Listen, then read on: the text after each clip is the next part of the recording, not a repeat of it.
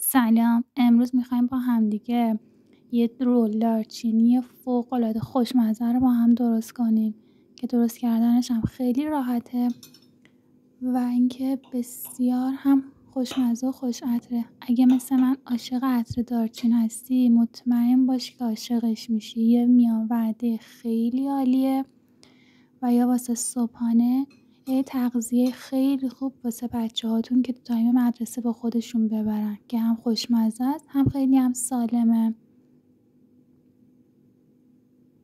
لایه‌هاشو ببین که چقدر خوب و نرمه. مطمئن باش که عاشقش میشی. فقط کافیه که یه بار این رول دارچینی بی‌نظیر رو درستش کنی.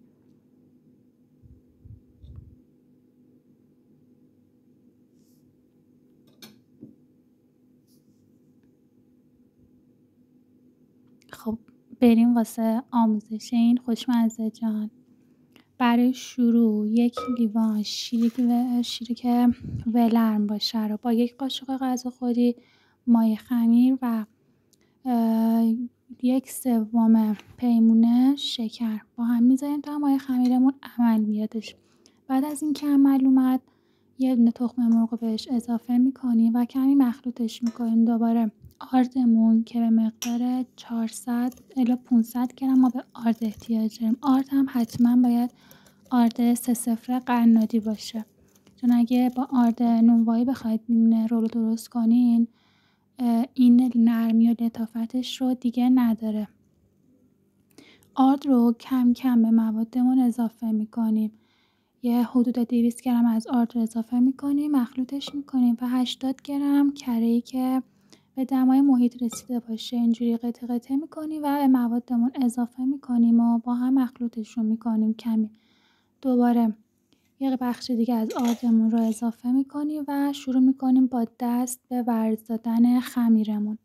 خمیر رو اونقدر ورزش حدود 10 تا 15 دقیقه باید خمیر رو ورزش بدیم.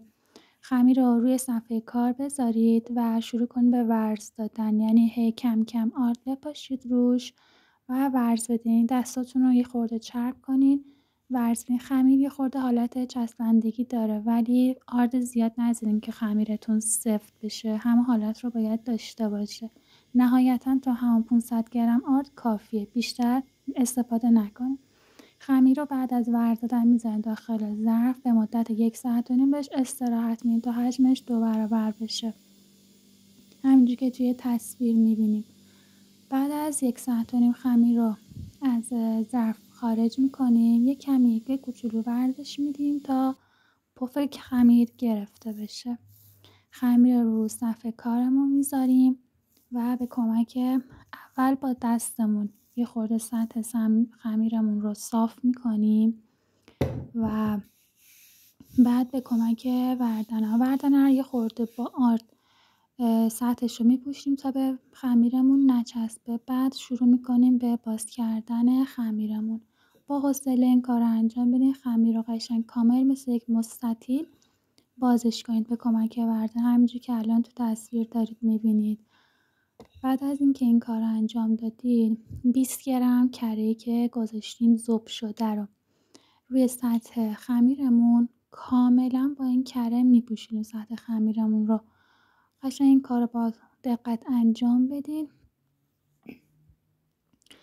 بعد از اینکه این کار رو انجام دادیم ما برای لایه‌های روی رول دارچینمون احتیاج داریم به 1 پیمانه شکر، حدود 1 قاشق و نیم دارچین و کمی هم هل، 1/2 قاشق چایخوری هل. حالا هل سلیقه، یا دوست داشتید میتونید بریزید، دوست داشتید میتونید نریزید، اختیاریه. اینا رو با هم ترکیب میکنیم و همینجوری که تو تصویر میبینید روی خمیرمون میریزیم. با دقت سعی کنید تو تمام سطح خمیر رو از این مایعی که درست کردین، موادی که درست کردین، تمام سطح خمیر رو باهاش بپوشونیم. من بعد از اینکه با قاشق ریختم یه خورده با دست این شکرها رو روی سطح خمیرم صاف کردم که کاملا همه جای خمیرم یک دست باشه شکر روش. بعد خیلی آروم شروع میکنیم به رول کردنش. ببین خمیر چقدر نرمه، باید همین جوری باشه. آروم آروم شروع کنید به رول کردن خمیر. هیچ عجله نیستش، با حوصله این کار رو انجام بدین تا رولتون تمیز و خوب در بیادش. در حین کار فرم روشن کنید با دمای 180 درجه. بچه‌ها دمای فر رو همیشه میگم بسته به فرتون داره که حالا آون توستر دارین استفاده میکنین، فر برقی هستش یا فر گازه یا اینکه از ماکروفر استفاده میکنین. دماها همه چیز به تایم پختتون فرق میکنه با فری که دارید. خمیر رو بعد از اینکه رول کردیم به این شکل به کمک نخ، این قسمتش رو من عاشقشم خیلی، این قسمت لذت بخش این کار واسه من این لحظه برش دادن این خمیره. به کمک نخ این کار انجام میدیم. با چاقو این کار نمی کنیم چون باعث فشرده شدن خمیر میشه و لایه ها رو میخوابونه رو هم دیگه. با نخ این کار رو انجام میدیم و اینا رو کم کم با هم برششون میدیم و توی ظرف مورد نظرمون میچینیم. کف ظرف هم کمی با روغن چربش کنید و رول ها رو بچینید داخلش. در رابطه با فرم بهتون گفتم که بس به مدلشون فرق میکنه. رولا رو باید طبقه وسط فر قرار بدین و حرارتش هم باید هم بالا و پایین باشه. مدت زمان پختش توی فر من هلوش 25 دقیقه زمان برد، ولی باز بسته به فر خودتون هر زمان که سطح روی رولاتون طلایی رنگ شد رولتا پخته شده. ولی باز هم برای اطمینان بیشتر یک کوچولو از خمیرتون رو به کمک چاقو باز کنید، داخلش رو ببینید. اگر پخته بود که دیگه از فر خارج میکنیم. رول ها رو بعد از اینکه داخل ظرف گذاشتیم میذاریم برای استراحت دوم. به مدت 40 دقیقه میذاریم تو همون دمای آشپزخونه. یه دستمال میذاریم روش و اجازه میدیم که دوباره استراحت کنه و خمیرهامون دوباره پف کنن.